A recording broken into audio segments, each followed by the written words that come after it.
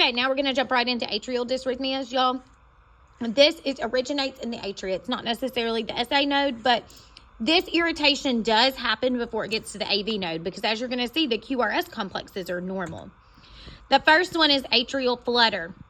Now, as you can see, if you're looking right here, it's like, where are the P waves? Well, there's the T wave, and you have 1, 2, 3 P waves.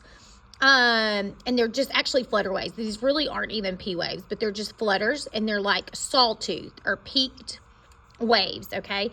And what's happening is the atria is contracting way faster than the ventricles. As you can see, the QRS complexes and the little T waves are great. So, and the atria are contracting like 250 to 350 beats a minute. So we know that's at the top, so they're contracting. However, the ventricles are contracting at a normal rate, as you can see here.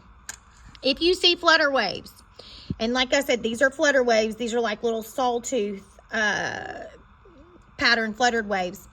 You got to notify the provider because it can't sustain like that. So you have to notify the provider, okay?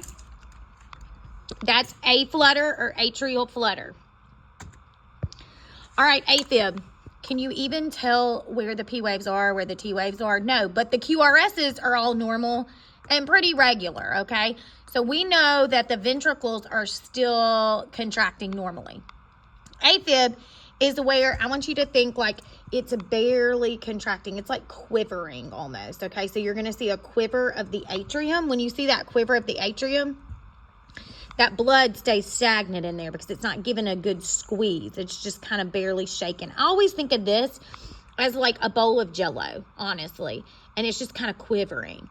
Well, what happens is that blood sits there in your atrium and it can cause blood clots. The danger with AFib or atrial fibrillation is a blood clots. That is a big fear. And so you are going to have to notify them immediately. This is more severe than a flutter. And again, the danger is blood clot formation. There are no organized contraction of the atria. They're just all going crazy. And it's kind of like it's just jiggling. Okay, so that's what I want you to remember about that. AFib's way worse than a flutter. Both of them have normal QRSs. So the ventricles are beating fine. The atria is all out of whack. All right, guys, those are your atrial dysrhythmias.